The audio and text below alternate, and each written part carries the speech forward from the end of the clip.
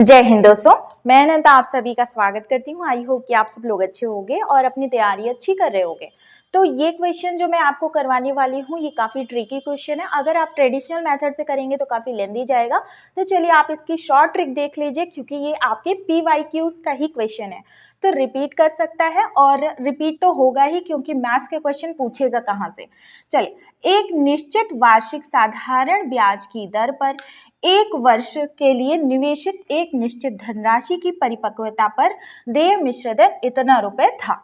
यदि ब्याज दर 2% अधिक होता तो प्राप्त मिश्र धन 26.50 अधिक होता। मूल दर पर निवेशित धनराशि पर कितना ब्याज दिया गया था। अब यहाँ पे क्या कह रहा है, यहाँ पे पहला और दो केस है। देखिए दो केस है, मैं आपको समझाने के लिए एक एक चीज बताऊंगी।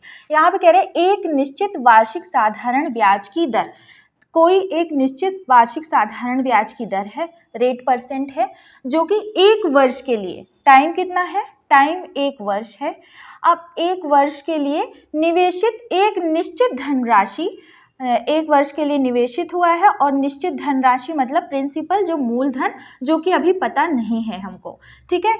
पर परिपक्वता पर देय मिश्रधन कितना होता है, 1484, ठीक है। अमाउंट क्या हो गया, अमाउंट हो गया 1484 रुपीज हो गया।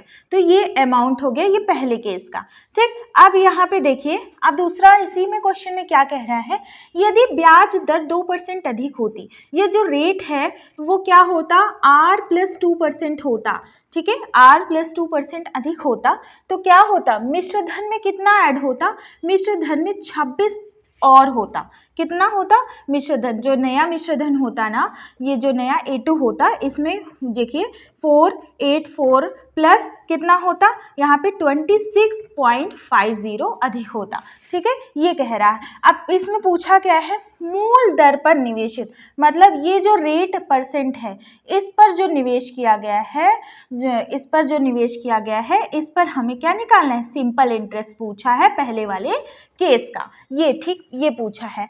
अब चलिए, अब आपको क्वेश्चन कहाँ से उठाना है, अब आपको क्वेश्चन उठाना है यहाँ से, इस लाइन से उठाना है।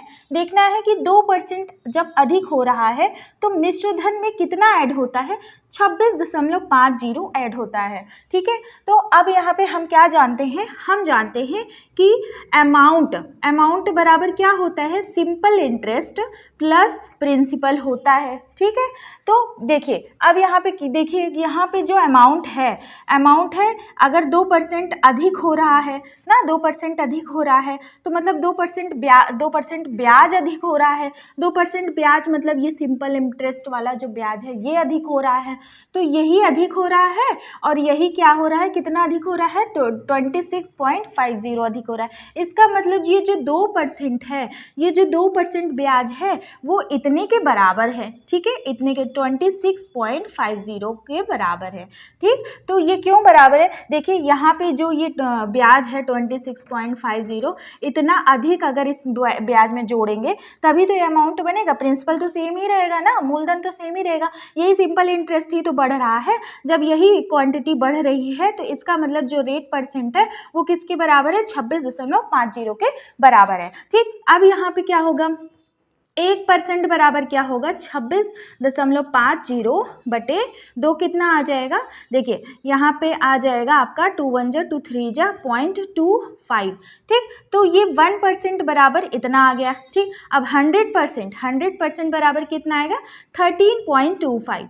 अब जो 100% है, ये 100% क्या है, ये 100% आपका प्रिंसिपल है, ठीक है। 100% क्या है, प्रिंसिपल है भाई। प्रिंसिपल देखिए, प्रिंसिपल में ही तो कुछ परसेंटेज ऐड होगा ना, 100% में ही तो कुछ परसेंटेज ऐड होगा, तब जाकर के तो क्या बनेगा, तब जाकर के अमाउंट बनेगा ना। तो प्रिंसिपल कितना है, इतना है। अब यहाँ पे पूछा क्या है, पूछा है सिंपल इंटरेस्ट पूछा है पहले केस में। अब यहाँ पे देखिए, यहाँ का जो ये मूलधन था हमारा आ गया, जो मूलधन कितना आ जाएगा, 1325 आ गया।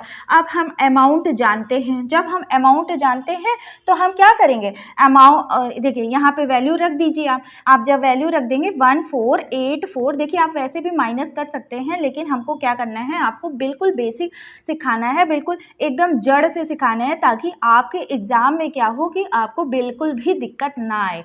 ठीक है, चलिए -1325। अब इसको करेंगे, माइनस कितना आ जाएगा, यहाँ पे 9 हो जाएगा, 5 हो जाएगा, इसका 1 हो जाएगा, इतने रुपीज़।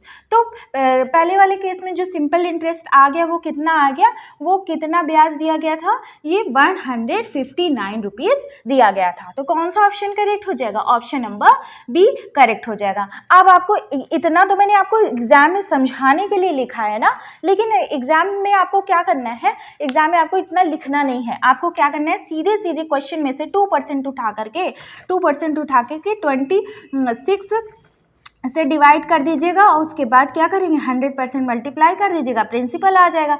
ठीक है, आपको डायरेक्ट यहाँ करना है, डायरेक्ट ये वाला करना है। जब प्रिंसिपल आ जाएगा तो आप घटा दीजिएगा, अब ये सब मत लिखिएगा, इतना मत लिखिएगा, ये तो मैं समझाने के लिए करती हूँ भाई। अगर मैं खुद ही यहाँ पे शॉर्ट कर दूंगी तो कुछ लोगों को दिक्कत हो जाएगी ना, उनको नहीं समझ में आएगा। तो हमें क्या करना है, सबको लेकर के चलना है, इसलिए हम इतना लिख करके आपको समझाते हैं। आपको सिर्फ और सिर्फ एग्जाम में 2% बराबर इतना करना है, और 100% जब वैल्यू आ जाए, मूलधन की आ जाए वैल्यू, तो आपको क्या करना है, अमाउंट में से क्या करना है, मूलधन को निकाल देना है, तो आपका ब्याज आ जाएगा।